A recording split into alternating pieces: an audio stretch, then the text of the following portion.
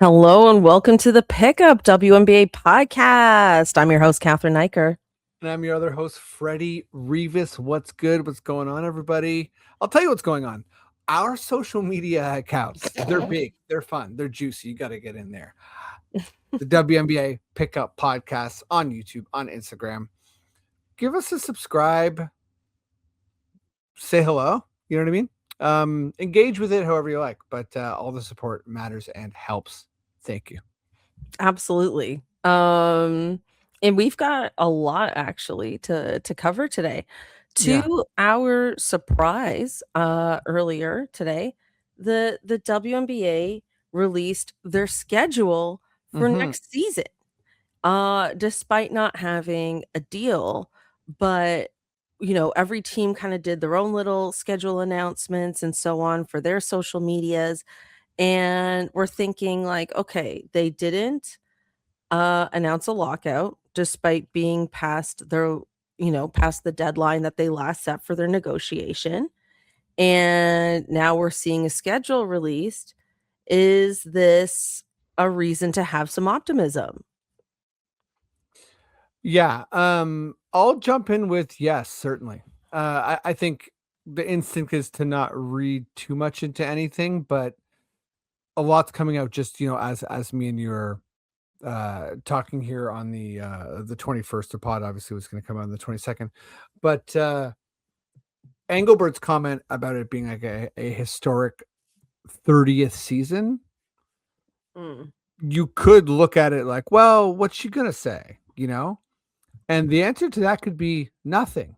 We haven't figured anything out, and we don't want to release a schedule if we're going to have there's been a lot of lockouts in other sports. I'm thinking of the NBA where they had 60 games instead of 82, and they've had the MLB has done it as well, where it's like truncated seasons. So this is a 44 game season. Cathryn, next week we got to make sure to cover one of the best things ever. Each team has done their individual schedule release, which is always very, very fun. So Right. I'm just looking at that now. We'll have to rate them and go through those. But for instance, like they have players. Where was I just looking? Was it the Sun? Not the Sun. Sorry, the Valkyries. Sorry. So Kayla Thornton for the Valkyries is all over the Valkyries post. So that's also player engagement. So yeah, I mean, is there an agreement? No, not yet. Is this like a one of the more positive signs we've seen since the season ended? I think so.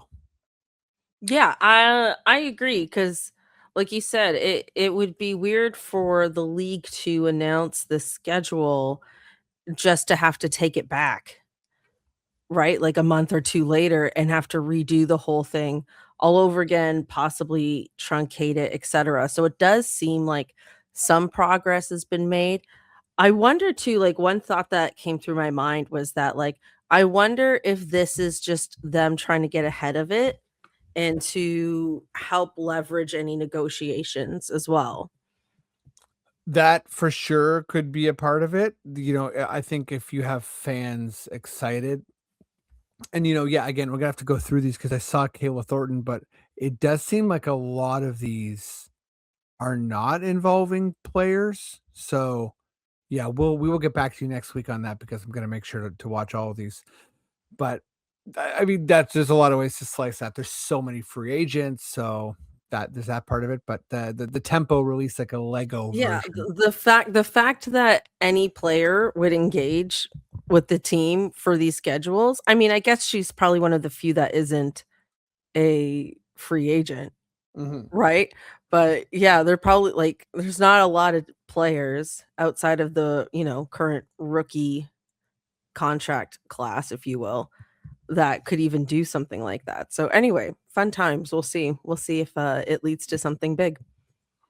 Yeah, hopefully we do an emergency pod or next week. We're talking about the actual seasons. I think a couple notable things too is the um the training camp would start April 19th, which I believe is just double checking here, but I believe it's 9 days after the end of the NCAA season. So that's noteworthy as far as Hmm. or 6 days. So 6 days after 6 days after the college draft. So um that's really the things like we've said this a bunch on the pod, but when things do happen, they're going to move so fast. It's gonna be We're crazy. gonna have 2 or 3 podcasts that is just packed with, like, detail once Hmm. everything gets ironed out here. Honestly, just throwing this out here, to our listeners, it might make sense for us to do, like, a whole separate CBA agreement episode, like, not related to our regular episode. Um, Mm. Gonna have a special guest for that, but, Yeah, we'll see how it all unfolds, mhm, and then do what we think makes sense. yeah. But yeah, all of We'll see that's on what the table for sure. Zelda thinks. Yeah, my dog's very fidgety at the moment. Okay, let's jump into some other player news this week. Last week I was talking a bit about Paige Beckers and how she's Mhm, already leveling up in Unrivaled, and I'm like, I think she could go up in every major statistical yeah, category next season, which is, pretty high praise. But she did something pretty awesome this week, and that is Unrivaled had a free throw shooting competition for the first few weeks of the league. So this week, Paige won $50,000 for this free throw challenge.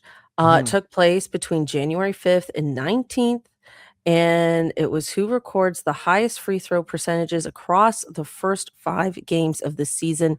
She went 13 for 13, and she knew she kind of had her eye on the prize. She admitted as much when she was asked about it immediately after the game. She was just like, I got some good plans, but no pocket watching over here. She's like, I'm going to take care of it, which was an absolutely hilarious response. I bring this up for a few reasons. I mean, one, congrats to Paige.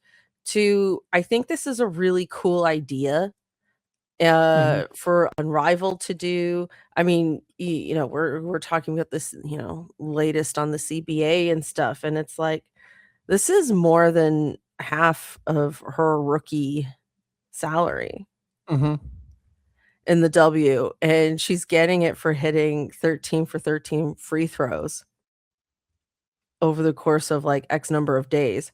So it's just kinda wild that, like, Unrivaled can pull that off, and, other leagues are maybe crying poor, we're not entirely sure. But I wanted to ask, like, do you think this would be a fun thing for, like, the W to do, or even the NCAA tournaments to do? Because 'Cause I'm very, like, pro paying players, like, even in university, because they deserve money. Anyway, mhm. uh, do We you agree. think? Yeah, we agree. Do you think this is something that other leagues could implement? Yeah, it's really interesting. So, I think the main point for me is I love any form of pressure on the W, and Mm, I don't enjoy the W crying poor. mhm. However, I will, in defense of the W, say that Unrivaled is able to do things that the W is not. It's just a 3-on-3 league with a a player body of essentially 40, 50 players is just not the same, as, like, a full functioning league, and 3-on-3 basketball, although I think they've really worked out so many awesome aspects of it, like, it's I don't wanna go all basketball purist here, but, like, it's not basketball. Like, it's not it's not the product, it's not the 5-on-5 basketball. So, I think it allows for more stunts. I like those stunts, but if we're translating to the actual WNBA, I would love the W or the NCAA to try something like this and just to kinda experiment, but free if free throws works, I mean, it doesn't have to be free throws, like, it could be something else that's, like, team related, like, Yeah, you that's know where what I I was mean? going with this. Like, let's say, like, if your team has, like, the highest, like, you know, field goal percentage, winning percentage, obviously, like, if you have X number of wins by a certain amount of time, like, if you're, you know, number 1 in the league, I don't know, there's different things you could do, like, f in the 1st month of the league, that sort of thing, like, I don't know.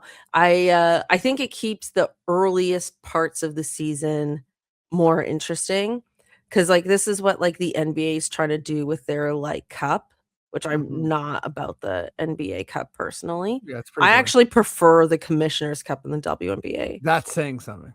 and that's saying something. But you know what I mean? Like, I don't know, I really like the idea, although as you were talking, I thought, "Oh my god, it would be so stupid if they had, like, a free throw shooting contest, like, at, like, All-Star Weekend or something, like, that'd be the most boring contest." See, this is where me and you separate because You're I like, would "I love wanna see a free throw shooting contest?" well, here's I mean, I've talked about this before on, like, NBA pods, you know, because 'cause I've always had a version of FFQs or, like, you know, I love trying to think outside of the box, and I think in the same way that me and you were talking about, like, shot for shot, Mhm. as, like, a unrivaled idea, I think it would be cool to sort of see how long a player could go without missing, Mm. and I think it could potentially be preposterously long. So I feel like what they could do is, like, almost, like, set up a free throw, like, while they're practicing. It's kind of like players can do it at their leisure and, like, just, like, sign up for it, and, like, someone's filming them, and they could almost, like, air that as opposed to, like, doing it live, because I think if you did it live, a professional athlete, like, there's a chance that they knock down, like, 600 free throws No. in a row. Like, Okay, it would so just be, like, here's the so thing. boring. I think if you do it live, you gotta have a timer on the clock. How many can you hit in, like, a minute?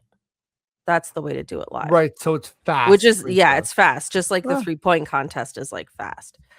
I think you gotta do it, like, how many can you hit in, like, 1 minute? In 60 yeah, seconds, how many that's can you something. get? Um, Maybe that's just how I would need it to happen. I don't wanna see someone hit 600 free throws in a row. I would catch the highlights of that. I would not I'm just picturing a highlight reel now, anyway, of just free throws. So what about point differential?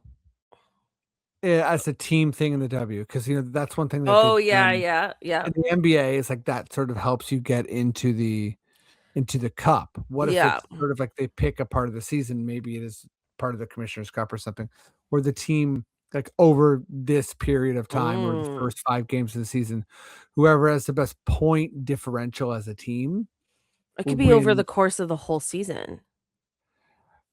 It could be, I feel like that's probably just, like, but then you're gonna get into territory where you're giving essentially that's gonna be, like, the best team in the NBA or WNBA, so, like, you're sort of just giving Sure.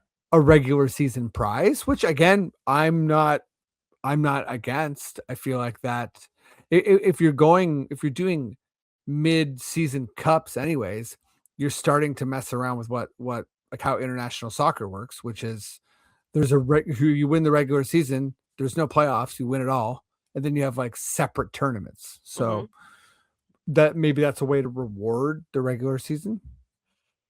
mhm. I like it. I like it. I want more stunts like this generally. Although I think if, like, they did it in the NBA, like, you have to start giving this money to charity. Like, I don't care about your $500,000. Like, I just don't. Mhm. I really don't. Anyway. Yeah, in the W, that money's gonna carry more weight for sure. Of course. Yeah, that's what I mean. Okay. We've got 2 the next 2 NCAA players we wanna profile Mm, according to the latest mock drafts. So yes. we got numbers 3 and 4 this week. You Um, do. should I go first? Yeah, you go first. I wanna hear your prospect first. Okay, so number 3 on the mock drafts is AZ Fudd. I think a lot of us are familiar with AZ Fudd from UConn. We saw her last year in the finals with Paige, of course. So here's the thing with AZ Fudd. She's a terrific point guard. She's very versatile. She's averaging 17 points, 2.5 rebounds, just shy of 3 assists. She has 49% field goal percentage. She's only averaging 1 turnover as well. So really high efficiency. There's a lot about AZ's game that I really love. Um, as a guard, she can play both on and off the ball, which I always love to see in my guards. She's doing a lot of really great, like, cutting to the basket, pick and rolls with, Sarah Strong on the team right now, and the interesting thing with AZ at number 3, if it goes down like this, is Seattle has the number 3 pick. Mhm. And I think if she goes to Seattle, a few things are gonna happen. One, I think we're immediately gonna get the "Is she the next Sue Bird?" conversation. Like, I just think it's naturally gonna go in that direction. Not saying it should or anything like that, I just think it's like it's right there and people are gonna take it.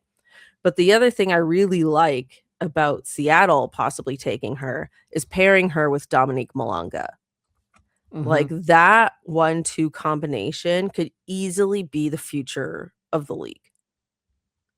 Like, I like, that combination really, really excites me. So I really actually want this to happen. Because too, like, we don't know what Seattle's gonna look like as a team. I'm not predicting necessarily that, like, Skylar Diggins and Gabby Williams and Nneka Ogwumike are gonna stay with the team. Mhm. You know, they're all free agents, you know, you know, they didn't have the worst season, but they didn't they didn't meet their expectations. Their coach is gone.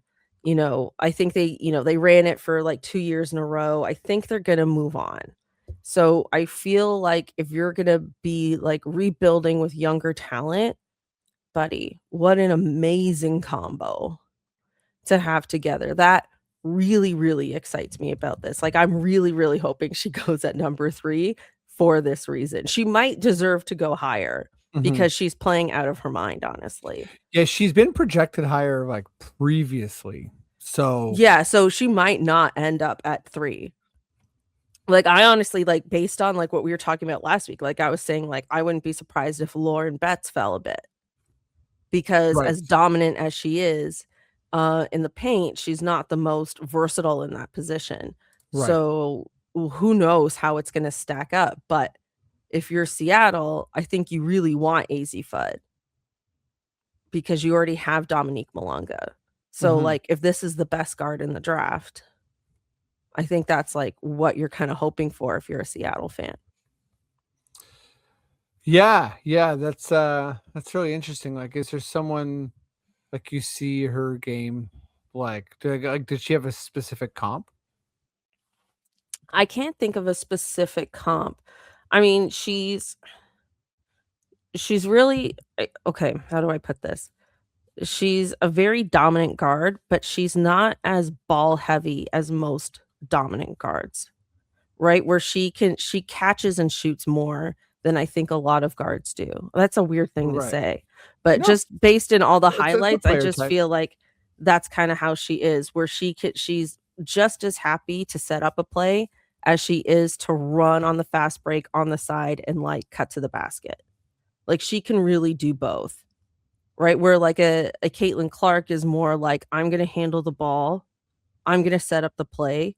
If I Yeah. pass, I'm more than likely expecting the ball to come back to me." Or you to convert. Yeah, or to you to Like, convert I'm not immediately. doing a lot of people say, like, the hockey assist, right? Yeah. In Canada, we say the Gretzky pass, but it's like the pass that leads to the pass that leads Yeah, to the bucket. so yeah, like, so she's not like Caitlin Clark in that sense. Yeah, But and Paige is also very ball dominant. yeah, Paige is also very ball dominant. I would say AZ it's funny, I was watching this clip with her and Paige, like, talking to each other about each other's game, and they were saying that, like, AZ's, jump shot is, like, quote, unquote, "pretty," which kinda reminds me of, like, Klay Thompson in that sense, where Mhm. it's, like, no matter what's happening on the court, you somehow find a way to square up when you shoot. So she doesn't have these, like, uneven, off balance shots. And I think that's why her efficiency is so high, because she finds a way, whether it's a fast break or not, she finds a way to square up to the basket every time. It's actually really impressive. And whether it's a 3 or, like I said, or like a mid-range, or she just squares up every time. She is capable of hitting that deep 3, like a Clark or Sabrina Ionescu is, but it's not like her signature, I would say. I don't think it's like a big part of her game, but there Mhm. are a few highlights where she is hitting that deep 3, which is interesting to know that, like, she has that in her bag, but it's not necessarily something she's, like, counting on. Got it. So, yeah, I mean, she talked about, like, really, like, looking up to Steph, looking up to Kyrie Irving. Kyrie Irving has one of the best handles of any player ever. Um, I don't know if she's got the best handles of any player ever, but it's certainly something she aspires to do. So I think she is an excellent guard. I think she's on the rise. I would not be surprised if she became a superstar in the league. Yeah, this, if I can use it as a transition, this Mm, draft is really I think it's obviously going under the radar because of what's going on in the W mm, and the uncertainty, but it really, I feel like is going to be at least with who we've covered so far. I see Lauren Betts being an immediate impact player, and yeah. Fam as well, but also there, I think you're really thinking long term with both of them. Mhm, And mhm. it seems like Azzy is very like plug and play 3 and D. And then yeah, is she kind of a full ball handler? Like is she like the number one scoring option on a team? Like what that remains to be seen, but really um has the makings of like a pure, scorer. And um what was I found interesting, so I just googled like what's her WNBA comp. It's the same comp as the player I decided to cover this week, Oh. Tanaya Latson, Kelsey Mitchell. Oh, Yeah. cool. So both are compared to Kelsey Mitchell as far as like they can do a lot of, Mm, yeah, that's a great comp, actually. they can they're good shooters, they can score very well. Um I think, just transitioning to Tanaya here. She's 5'8", right? So the Tiny. tiny, yeah. The immediate thought is like 5'8". Damn. Like, there's 5'8" players in the W, but really it's a big league, obviously. And that's one of the major Yeah. differences between the W and the NCAA is AZ's that a 5'11". 5'11". Okay. So like even that is not super tall, but I feel Right. like 5'11" is like, uh, More you a know, more on average. yeah. So just to give like listeners a kind of like a visual comp, when me and Catherine did we got to go to the practice, the preseason game between the Lynx and the Sky a couple years ago. When we watched the Sky practice, Mhm. I'm 6'1", and no one on the court was shorter than me. Um, That's not true. Sorry, there's one Courtney player. Williams is shorter than you. Well, but she was playing for she's playing for the Sky. Okay, sorry, you're right. So it's Courtney Williams and um why am I blanking out the sixth player of the year for the Aces went off in the finals. Also played for the Sky. I will have that name in just a second, but um yeah, the I'm uh trying to remember if Courtney Williams was playing for the Sky that year, or was she on the Lynx already? she on the I Lynx? think she was already on the Lynx. Not that it matters, but Courtney Williams is a shorty. Like, But it she's does like matter she's because like I was talking. 5, 6, or 7 I for had sure. that memory. I had that memory when we were watching the Sky where I was sort of like, damn, there's only one player who's Kalia shorter than me. Copper's pretty tall. Oh, like Clea Copper was way taller than me. Yeah. Anyway, Um, fun memories though. fun memory. I have to. Dana Evans. That's who I was thinking of. So Dana Evans was the only player who was shorter than me. I knew it's like I was like, It of was course, like a reverse trivia question. reverse trivia question. Reverse trivia. But Or we're quizzing ourselves and then Googling the answer. Anyway, yes, Dana Evans, yes. Dana Evans. Anyways, yeah, Tanaya is small and is absolutely just like a bona fide scorer. Mm. So I think one thing that I found interesting about watching kind of her draft profile is there's a serious winning mentality, in my opinion, when you are the number one and just absolutely destroying it and killing it, and you decide to go to another team to try to win NCAA championship. So she played 3 years for Florida State, and for Florida State, she averaged 22 points, almost 23 points a game. Last year, she was she had a bunch of awards. I got them here. Women's AP All American. She was second team. She was also um, U.S. All American team women's basketball. And then she was also women's All American. She was a women's wooden All American.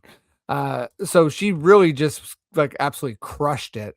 And then has joined a South Carolina team where she's actually the second option, which is pretty wild to me. So like her points went from 25 points a game to 19 points a game.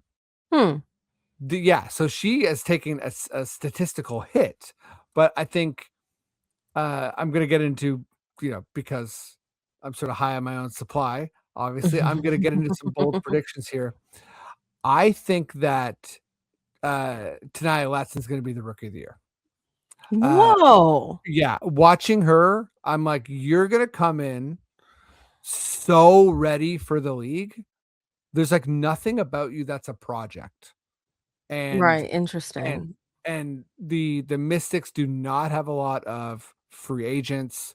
Like she's gonna come in and be a major producer for the Mystics like right away. Like we'll see where she slots in. Um, I think with Citron, Citron's obviously gonna be the lead there. But at the same time, I really think Tanaya is just like an incredible scorer and has a wild burst. Like there is some sort of issues with like her off ball shooting, but again, I don't think it's going to matter that much because she's going to be a really fast, athletic player who is has the conditioning to be an explosive player in the W immediately. Do we know why she left for South Carolina? I don't know what her statement was, but my guess is that like in the transfer portal, who doesn't want to play for South Carolina, right? And South Carolina has been in the finals last 2 years. And if Yeah, you she probably are just wanted to win. That was my yeah, guess, but I thought yeah. maybe, I don't That's know. that for me like has to be like why she would want to do something like this.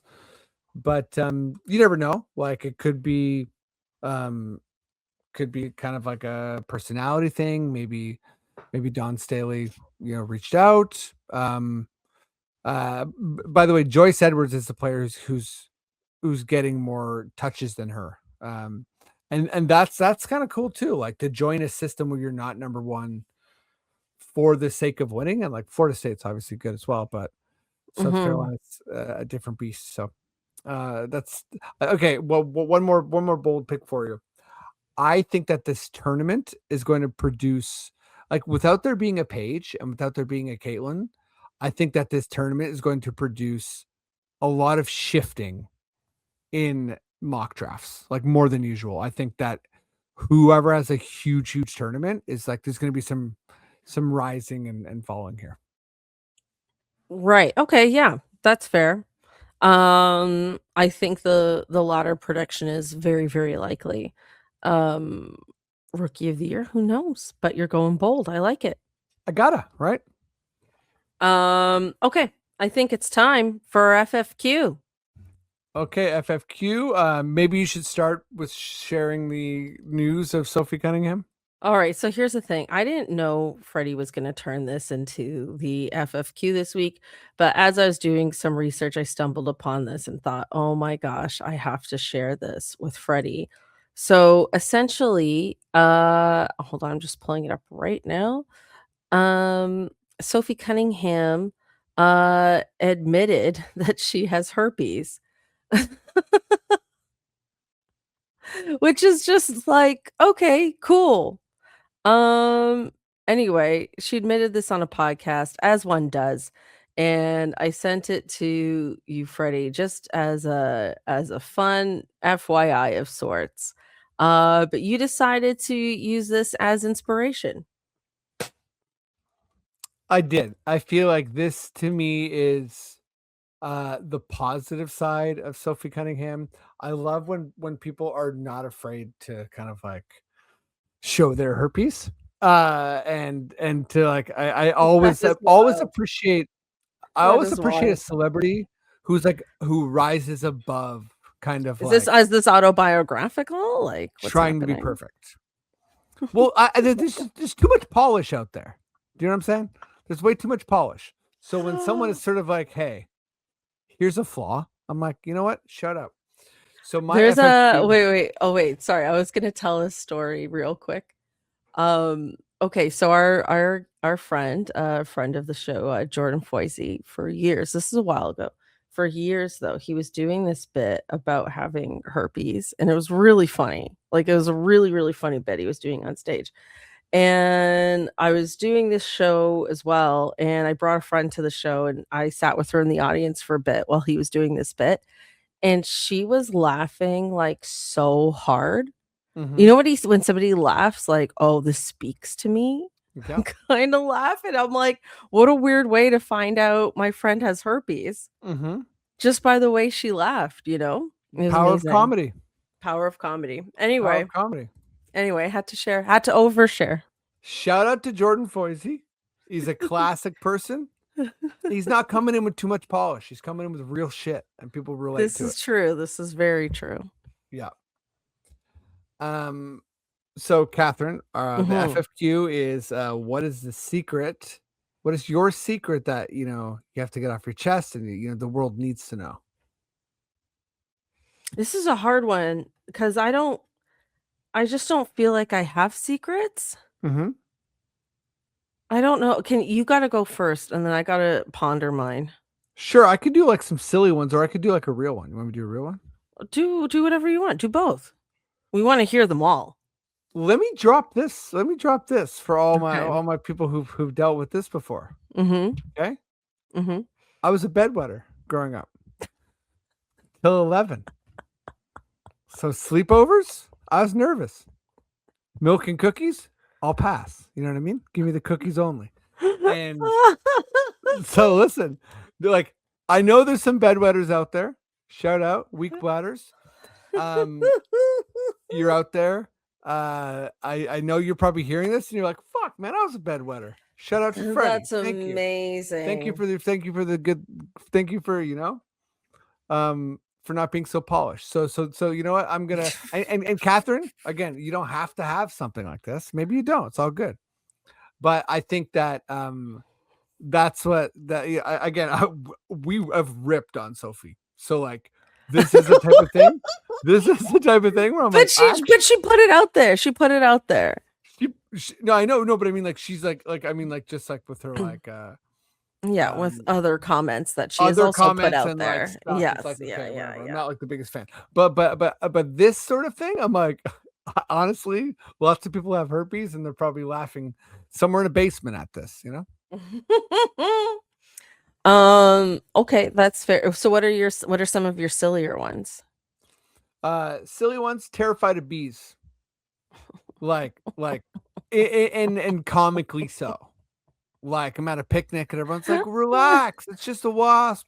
When you ignore them, whatever, whatever. And I'm like, cool, cool, cool. I'm gonna get up and freak out until this wasp gets out of my business.